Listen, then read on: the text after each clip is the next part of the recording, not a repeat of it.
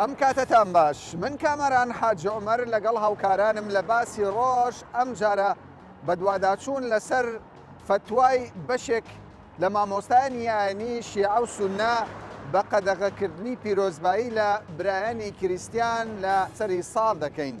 ئایا کاردانەوەکان سەبارەت بە ئەم فتوای پیاوانی ئاینی لە نێو شەقامی مەسیحی و شەقامی موسڵمانان لە نێو کۆمەڵگەدا چ کاردانەوەیەکی لێکەوتۆتەوە؟ چەندە ئەم فتوایانە خزمەت بە پێکەوەژیان و یەکڕێزی کۆمەڵانی خەڵکی کوردستان و کۆمەڵانی خەڵکی عێراق دەکەن؟ لەگەڵمان بن.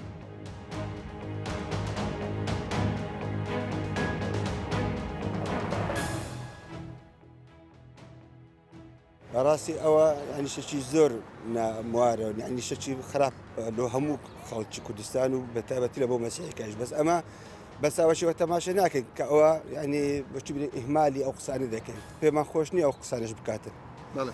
ژیانی مەسیحیەکان لە کوردستان و عێراق زۆر زۆرش فەرق هەیە. لێرە تەبایەکی زیاتر هەیە، ینی هەڵسو کەوت و هاتوو چووکردن، جێژنە چوون هاتن کلێکدی، ئەوانە زۆر زۆر فەرقی ئێمە لەگەڵ بەغدا یان مۆسڵ یان جنوب ئەوانە زۆر زۆر فەرقی هەیە. زۆر باشە. چەند ساڵە کورد و عەرەب و کورد و مەسیحی و مەسیحی لەگەڵ موسڵمان وەکو برا ژیاون. ئێستا مەلایەک دێ بە ناوی مەرجە قسەیەک دەکا، پێتان وایە ئەمە دروست بی، ئەمە خزمەتی وڵات و خەڵک بکە؟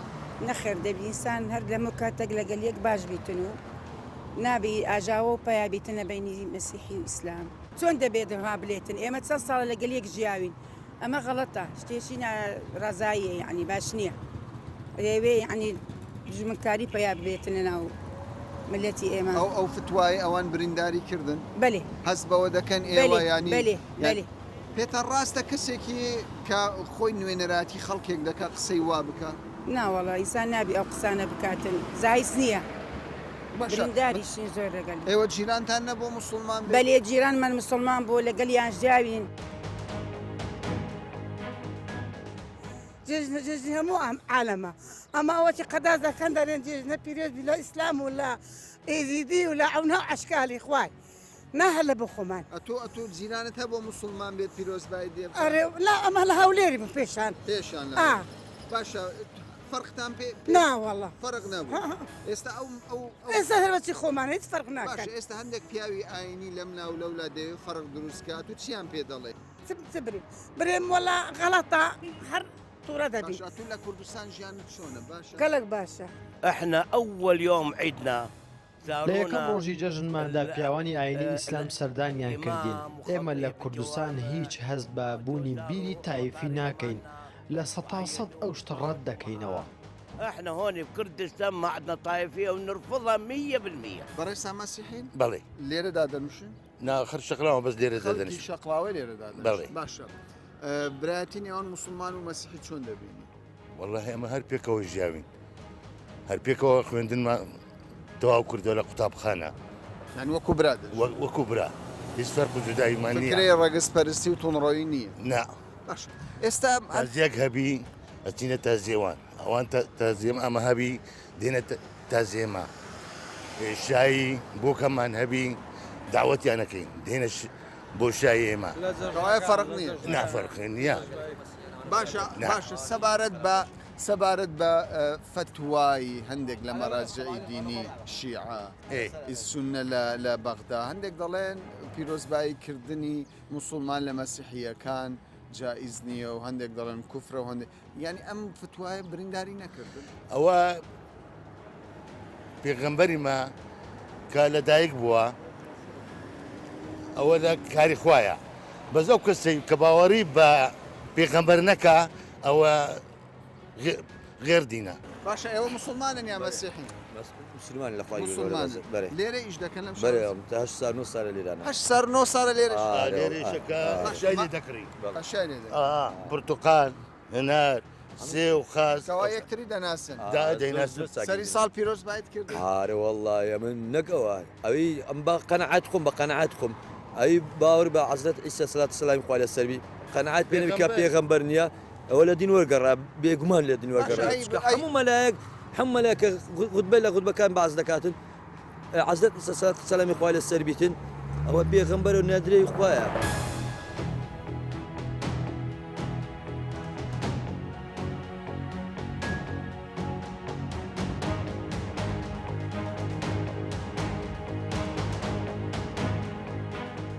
سەبارەت بە فتوای مەرجعی شیعەکان و سمێدعیش کە بەشێک نوێنەراتی بەشێک لە سوننەکانی عێراق دەکات دەڵێ کە باسی لەوە کردووە پیرۆزباییکردن لە برایانی کریستیان جایز نییە ئەمە ئێوەی بریندار کرد ئەو شتە زۆر ئەمەی بریندار کرد لەبەرەو ئێمە لە سەدەهان ساڵە ئەمە پێکەوە ژیانی دەستاهن ساڵە یەکتر بەخۆشی و ناخۆشی نزیشێکترین هەروەها لە مناسباتی لەدایکبوونی حەزرەتی ئیشوعی مەسیح لە جەژنی قیامەت یەکەم کەس کە دێن بۆ پیرۆزبایی پیا و ئاینەکانی بەرێزن ئاغاواتی هەولێر ئەوانێک کە مەشهورن ئاغای دیزەیی گەردەیی مەبەستن لەوەی پیاوەکانی ئاینی ئیسلام بەرێ پیاوەکانی ئیسلام زۆربەیان یەکەم کەس بوون کە داهاتنەوە پیرۆزبایی لە کەنیسا ئەم ساڵیش هاتوون ئەم ساڵیش هاتوون بەردەوامش ئەوە چەند ساڵە سۆکاو ئەمن بخۆم ئەوە خزمەتم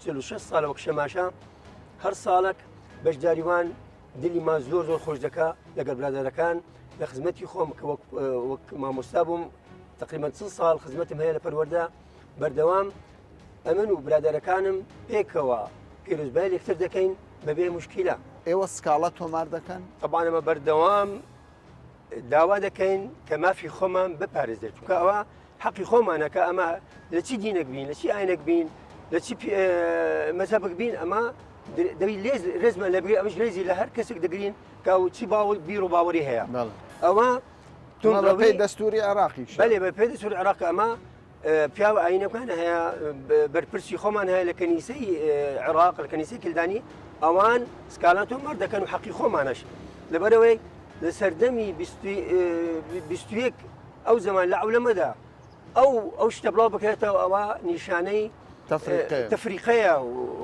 پێکەوە ژیان ئەوانە ڕێز لە پێکەوە ژیان نادەن کەواتە ئێوە بێدەنگ نابن لە بەرامبەر مافی خۆمانە ئەمە دەمانەوەی یاسا بەرقەرار بی یاسا دەوری خۆر ببینی هەروەها پیاوە ئاینەکانی خۆمان وابزانم سکاڵەشیان تۆمار کردووە بۆ ئەوەی ئەو کەسانە دەبی حەدیان لۆدا باشە سەبارەت بە لەدایکبوونی حەزرەتی مەسیح و جژنی سەری ساڵ ڕێوڕسمەکانتان بە ئازادانە کرد لە کوردستان زۆر بە ئازادانەمە لێرەوە زۆر بە باش دەزانم کە بە پێویست دەزانم کە سوپاسی پێزانینی خۆمان ئاراستەی حکوومەت هەرێمی کوردستان بکەین هەروەها وەزارەتی ئەوقاف کە بەردەوام ممثلی وەزاری ئەوقاف دێتەوە مەراسیمی خۆمان بەشداری دەی ئەوانە یەکسەر هات نەسەر خەڵک یەکسەر ئەو فتوایان ئیبطال کرد کە چ کەسێک حەقی نییە مافی نییە کە ئەوەی بیر و باوەری جوایز لەگەر ئەویدی پیشەڵ بکرێت ئەمەش سوپاسیان دەکەین ئەوە مووقفێکی هەڵوێستێکی زۆر بەنسبەی ما افتخاری پێ دەکەین.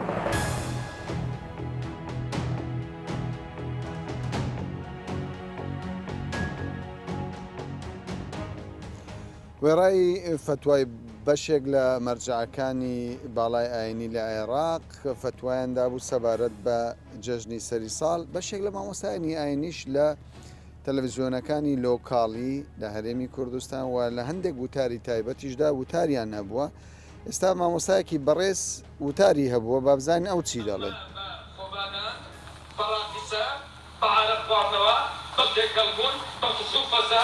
بەسەرکردنی مەلایین هەزارەکان و دادان و عیل و بابانە عیل و نازن چیتر و ئەولاورە درۆ دەڕسەی نەبراوە ملیۆنە و هەزار جار حەزرەت عیسا بەریئە خوایەکەشی بەریئە چونکە هیچی بەسەر ئەسڵ ئەساسی دین و ئەخلاق و خوا حەزرەت عیساش دانیە تەنگینیە کەسانی دلۆخان بەڵام مسلمان ئەتون چی دەگە مسلماناتی لە چی لە مسلمان بظاهرة لو بقصيها لبقتشنا والله ليس الإيمان بالتمني ولا بالتحلي ولكن ما وقر في القلب وصدقه العمل. ئەوەی گوێبستی بوون بەشێک لە وتاری مامۆستایەکی ئاینی بوو لە هەرێمی کوردستان کە بە ئاشکرا دەڵێت جژنەکانی سەری ساڵ تەمسیل لە حەزرەتی مەسیح ناکا و بە هیچ شێوەیەکیش ینی موسڵمان پێویست ناکات بەشداری ئەم جۆرە جەژنانە بکات و دەبێ موسڵمان بە کردار مسلمان بێت نەوەکو تەنیا بە قسەیمە هەوڵ دەدەین تەلەفۆن بۆ خودی ئەو مامۆستایانە ئاینێ بکەین با بزانین ئامادەی قسە بۆ کوردستان 24 بکات بۆ باسی ڕۆژ پێمان خۆشە ڕاوسەرنجی زیاتر بزانین. مامۆستا گیان سڵاوی خوارد لێ بێت باشیت؟ یاخوا باش بیت. من کامەران حاجی عومەرم لە کوردستان 24ەوە پەیوەندی بە بەڕێستان دەکەم پێشکەشکاری پرۆگرامی باسی ڕۆژ. ڕێزداری مامۆستا وتارێکت هەیە مامۆستا لە تەلەڤیزیۆنێکی لۆکاڵیش بڵاو بوویتەوە سەبارەت بە جەژنی سەری ساڵ پێمان باش بوو جەنابیشت لەو پرۆگرامە بەشداری بکەیت. وەڵاهی ئەو گرتەیەکی ڤیددیۆیی بۆ من هاتووە باس لە سەری ساڵ دەکرێت جەژنی سەری ساڵ مامۆستا گیان. وەڵاهی وابزانم وتارە لە کەناڵێکی لۆکاڵیش بڵاو بوویتەوە لە لای منە. دەتوانم بۆت بنێرم هەر سەبارەت بە سەری ساڵ دەتوانی قسە بکەی بۆمان لای تۆ چۆنەوە بەش گوتم کاکە ڕێز و احترامە لەسەر متوانەکە و تەقدیرەکەتان زۆر سپاسان دەکەم بەس ئەمن بۆکو بۆ سونی خۆم درێم مەتەنم بابەت هەیە لە پێشتری ڕاستێک بابەت و بارە دەری ئەولەویات بەڵێ یعنی هەندێک شتێ زوروتر بەسوودتر لەرم ئەوە بابەتێکی وانە زوروری و پێویست نییە یعنی بەسەوەی گەرم و قورتتر و بەسوودترە ئەگەرەوە بایە بە خزمەت دادەم بەسەوەی هەندە پێم ئەوە نییە یعنی شتێکی زۆر پێویست و باشە تو مامۆستا بەشداریکردنی مسلمانان لە ئاهەنگی جەژنی سەری ساڵ بە جایز دەزانی یاخودنا؟ وەڵی ئاخر ئەگەر مەسەران نازانم یانم برم سنەتی بەشداری مەسەنەتی شێوەیەکە ئەوانم لا ممکنە لە شێوەک لە بۆ شێوەکە لە هەیەتێک لەوە هەیەتەک بگوڕێ یعنی لەگەڵ ئەوە دای کەسێکی مسلمان پیرۆزبایی لە هاوسەیەکی خۆی کریسیان بکات لە جەژنی سەری ساڵ وەکو شەر ئەوەی ئەمن تێگەیشتبم ئەوەی من تێگەیشتبم ینی ڕێ پێ نەدراوە شەرعان والله ئەعلم ڕێگای پێ نەدراوە ئەوەی ئەمن تێگەیشتم ینی حەسەب تێگەیشتم.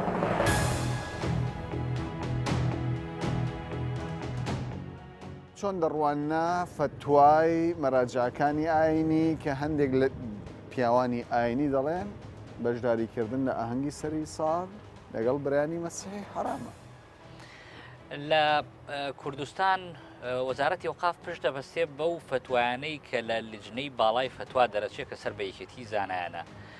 لە هەرێمی کوردستان زۆر بەوازحی یەکێتی زانایان و وەزارەتی ئەوقاف بەیاننامەی ڕوونیان هەیە لەسەرەوە بابەتە کە بە شێوەیەکی تەندروست بۆ قوڵکردنەوەی پێکەوە ژیان هەموو بە شێوەیەکی ئاسایی زاننکەوە پیرۆزبایی لە پیرۆزبایی سەری ساڵی تازە هەروەها لە دایکبوونی حەزرەتی عیسا سەلامی خوای لێبێ ئەمانە هەمووی حاڵەتێکی طبیعیە گلەیەکی زۆریشمان گەیاندووەتە ئەو مەراجعانەی عێراق کە بە سونە و شیعەوە کە ئەم بابەتیان ڕەت کردوێتەوە و تاکیدیشمان کردوێتەوە کە ئەمە هەستی پێکەوە ژیان لە کۆمەڵگەی عێراقی بەگشتی و لە کۆمەڵگەی مسلمانانە تێکەدات. دانیشان بەشانی مەسیحیەکان ئێوەش ناڕزایی خۆتان دەربڕیوە لەو جۆرە فتوایانەی کە ئێمە پێش مەسیحەکان بەڕاستی من و ئازانم مەسیحەکان هێشتا ناڕزایان دەرنەبڕی بوو کە وەزارەتی ئەوقاف ئاماژی بەوە کرد کە ئەمە مەترسیەکی گەورەیە.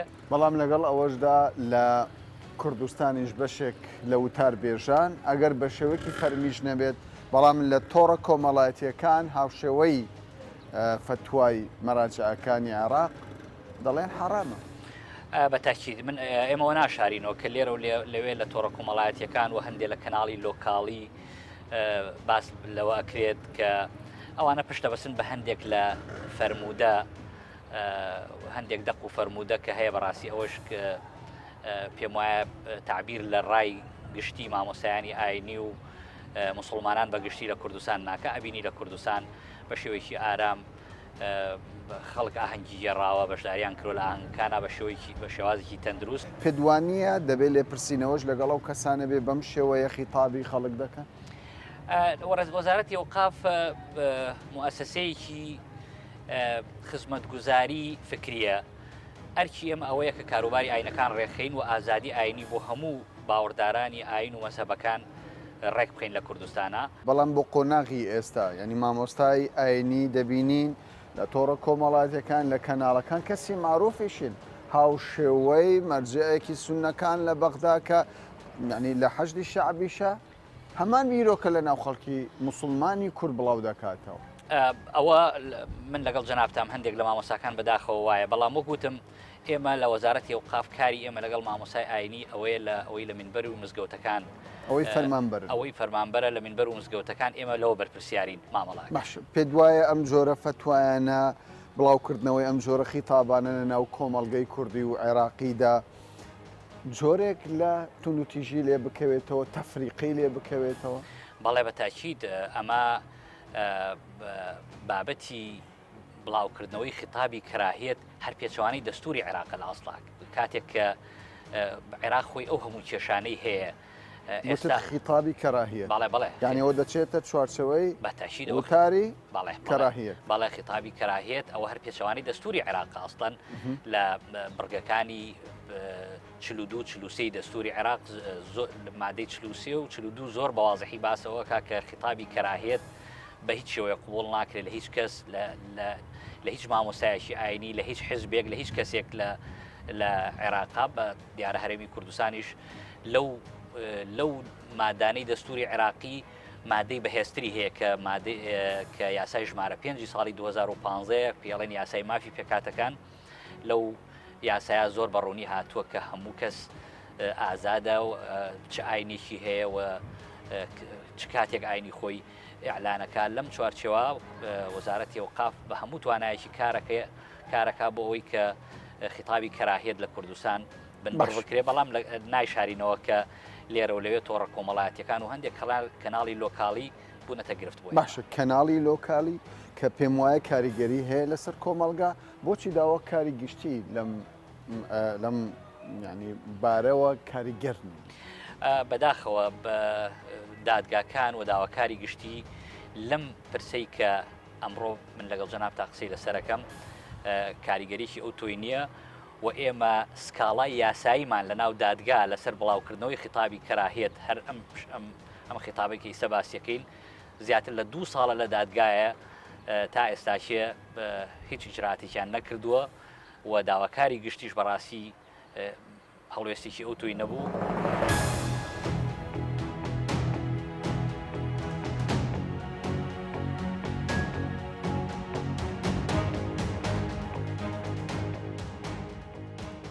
هەندێک جار لە مرجعەکانی باڵای ئیسلامەوە لەوانە شیعە هەندێک جاریش کەسایەتی دیاری سونەش فتوا دەدەن لەسەر ئەوەی کە پیرۆزباییکردن لە برایانی کریسیان جائیز نییە و هەندێک دەڵێن شرکیشە ئەمە کوفرە.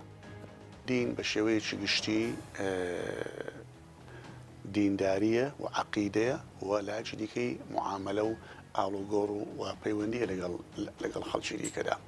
ئەو شتانەی کە مرۆڤ ئەنجامی دەدا ئەو کردوانەی کە مسلمان ئەنجامی دەدا یان دەکەوێتە خانەی دینداریەوە یان دەکەوێتە خانەی مامەڵەکردن لەگەڵ غەیری خۆیەوە.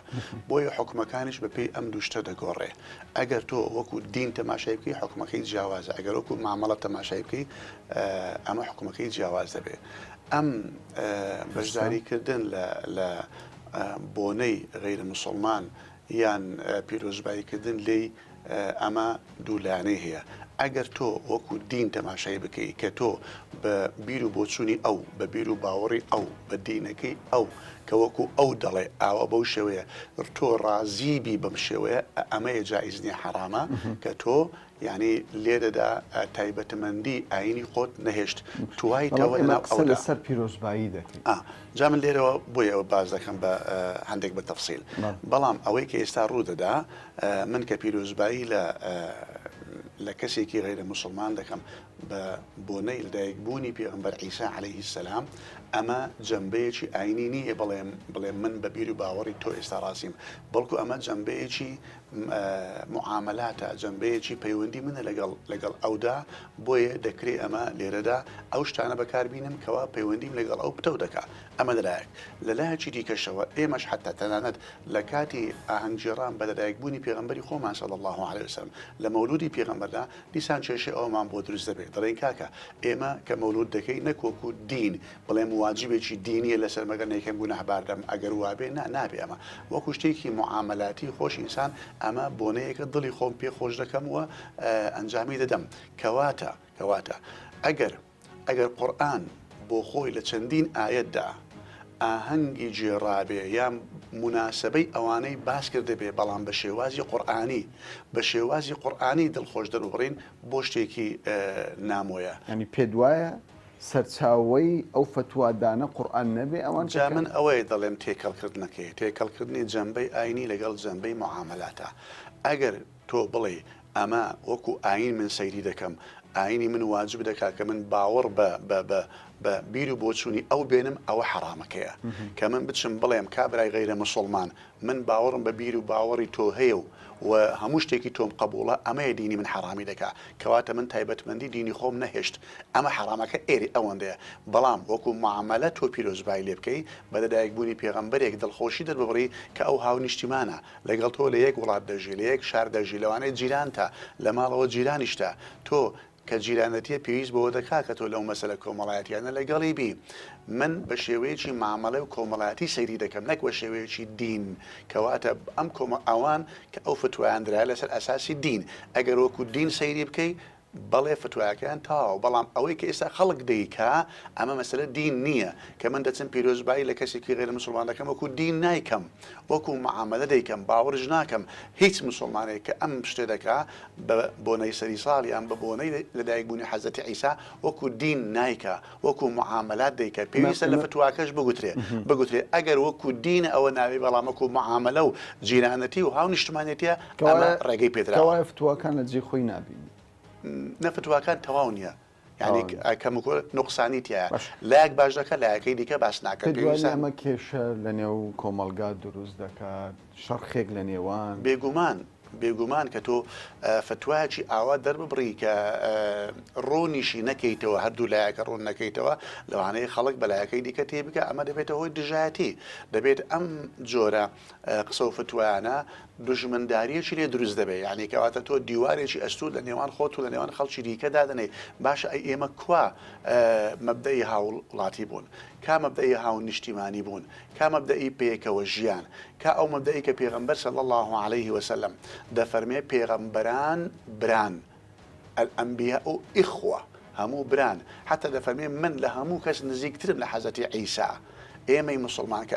ئەتباعی پێغەمبەری خۆمانین پێویستە حەزەتی عیسا وەکو برای پێغەمبەری خۆمان ببینین و وەکو نزیکترین کەس لە پێغەمبەری خۆمان بینین باشە کوا ئێمە لەو کردارەی پێغەمبەری خۆمان صلی الله علیه وسلم کاتێک کە لە مەدینە وەفدی مەسیحی و نەسارای حەبەشە دێ بۆ لایەن لە مزگەوتەکەی خۆی مەجالیاندرا نوێژی خۆیان بکەن عیبادەتی خۆیان بکەن خۆوە مزگەوتە باڵام ئێستا ئەمڕۆ منێک ئەگەر بڵێم قەشا یان مەتران بێ لە مزگەوتی من نوێژی خۆی بکە چی دەڵێن خەڵک چی دەڵێ لەوانەیە هزار قسە و هزار فتوا دەکرێت بەڵام پێغەمبەری ئێمە صلی الله علیه وسلم مەجالی داوە مەسیحیەکان ناو مزگەوتی پێغەمبەر صلی الله علیه وسلم تقوسی خۆیان و نوێژی خۆیان بکەن و ڕێزی لێنان هاتن ڕێز لێنان و لە شوێنێکی باش دایدان فەرمویان گوتیان یا ڕەسوڵ الله چۆن ئاوە ڕێزت لە غەیرە موسڵمانەکە گوتی ئەوانە ڕێزیان لە خەڵکی ئێمە گرتووە لە حەبەشە کە جەعفەر و سەحابەکان خوالیان ڕازی بێت چوون بۆ حەبەشە ئەوانە ڕێزیان لە خەڵکی منە ئێمە دەبێت ڕێزیان لێ بێن ئەمڕۆ ئەوان ڕێز دەتۆ دەرێن وەکو هاوڵاتەیە پێویستە دۆست ڕێز لە ئەو بنێ بۆیە ئەم جۆرە شتانە من پێم وایە هەم لە دیندا شتێکی کەمەکوڕی نییە لەبەروی ئەسڵەن پێغەمبەرەکەی ئەو من باوەڕم پێی هەیە و من باوەڕم بە کتابەکەی ئەو هەیە و من وا دەزانم کە پێغەمبەران بران اینجا ئێمە لە یەک وڵات دەژین خۆشی ئەو خۆشی منە دوژمن ئەمڕۆ هەموو هەر چوار دەوری عێراق و هەرێمی کوردستانی تەنیوە ئێمە ئەگەر لە ناو خۆشدا ناکۆک بین کەواتە ئێمە ڕۆژی چون و تاوبوون.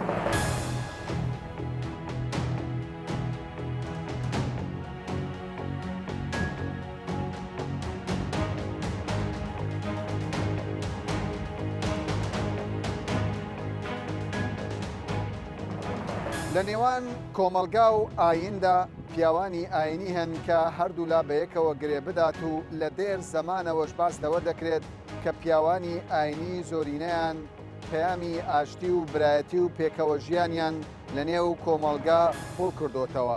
بەڵام ئەوەی دەبیندرێت لەولا هەندێک مەراجعی ئاینی و پیاوی ئاینی کە باز لە خیتابی کەراهیە دەکا، ئەمە بەپێی دەستوری عێراق و بەپێی هەموو یاساکانی سەماوی خیتابی کەراهی جێگای قبولکردن نییە.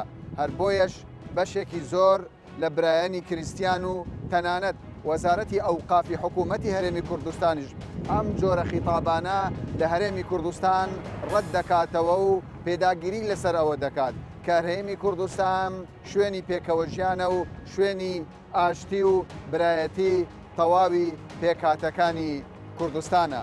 تا باسێکی دیکە و بابەتێکی دیکە بەخواتان دەسپێرم.